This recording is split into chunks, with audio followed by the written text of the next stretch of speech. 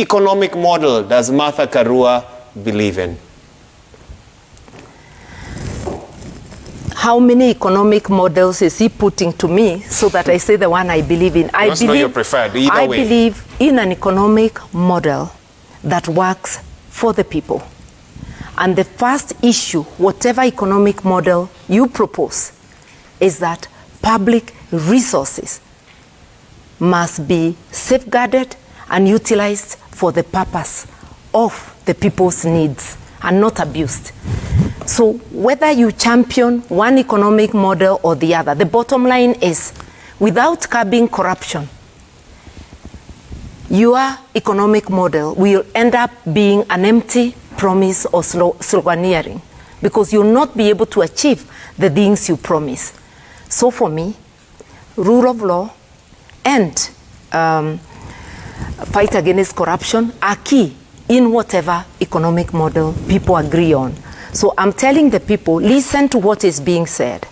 And it sounds good on either side. But the bottom line, unless there is a willingness and demonstrated plan of fighting corruption, know that those are empty promises. Again, do these laws coming barely 5 months to the polls strengthen our space? And should we question why we're making such significant changes so close to our polls? There should be robust debate on every election-related law that comes around this time. And we should try as much as possible to discuss and have a broad consensus on things coming so late. But I do think that certain things are necessary. If we strengthen the transparency of our elections, is to everybody's benefit, so that when you win, you know it's the people, not the computer that made you win. If you lose, you know it's the people, not again manipulations. And I think that there are certain things we need to do. The Constitution clearly says that elections must be transparent, accountable, and verifiable.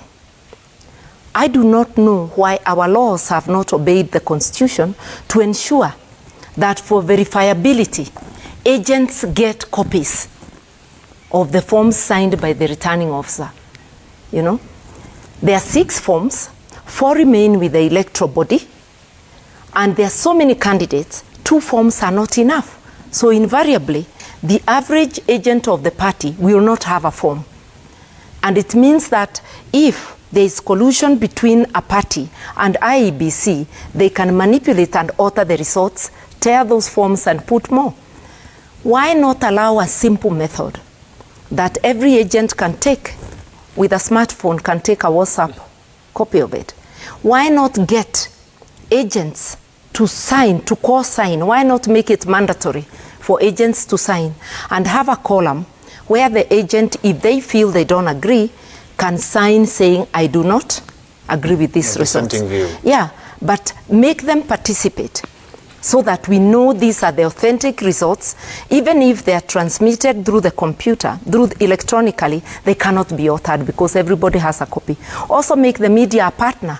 The 202 elections were open, not only because we counted at the polling stations witnessed by the voters for the first time, but because the media was a partner. The media was tallying and announcing their tally simultaneously with the tally of the election official, because you are announcing votes that have already been announced by the presiding officer. When we bar the media, when we bar other people from even taking a WhatsApp image, you are giving room for us to think that they will be manipulated, and in some cases, they have been manipulated. When a court of law refuses to allow scrutiny, yet the Constitution says verifiable, the court is being an accomplice in subverting the Constitution. Difference is Martha Karua going to make in Kirinyaga? Every difference. What ails the county? What ails the county? Mismanagement of resources and neglect of duty, dereliction of duty, if you like. That will not happen under my watch. The resources will be safeguarded, applied for the use of the Kirinyaga people. Health services will be transformed. We will transform the infrastructure. And infrastructure, roads, water, name it. We will make sure people benefit from devolution. There's an interesting phrase that's come up quite a bit in our politicking this time round. Yeah. The ground is speaking. Yeah. Have you done your research? What is the ground in Kirinyaga telling you, Martha Karua? It is telling me, come. It is beckoning, and has been beckoning. People of Kirinyaga are tired. With what political formation? Many have changed, have switched sides because the ground told them join this side. It's not about political formations. They are tired with pathetic services. They want to be given services. They don't want to be shortchanged. And I can assure you, they will not be electing parties. And people of Kirinyaga don't elect parties. I was in NAC, Kenya, last time, and they elected me. And he asked Honorable Karua on the character of leaders she would like to work with in the 2022 general election. Leaders who have a genuine willingness to serve the people, people who will place the interests of the people ahead of theirs. You see? That's the criteria for you to so work. I have to be convinced that the proposals being brought on board by leaders I'm working with, leaders I can support, are for the benefit of the people, and they are things that can actually be implemented. And remember, I said, in order to implement even the simplest of proposals, you will need resources. And if you cannot harness the resources, you cannot manage the resources properly, you will not be able to do it. So I'll be looking for what you say you will do and your plans on how to better manage the resources.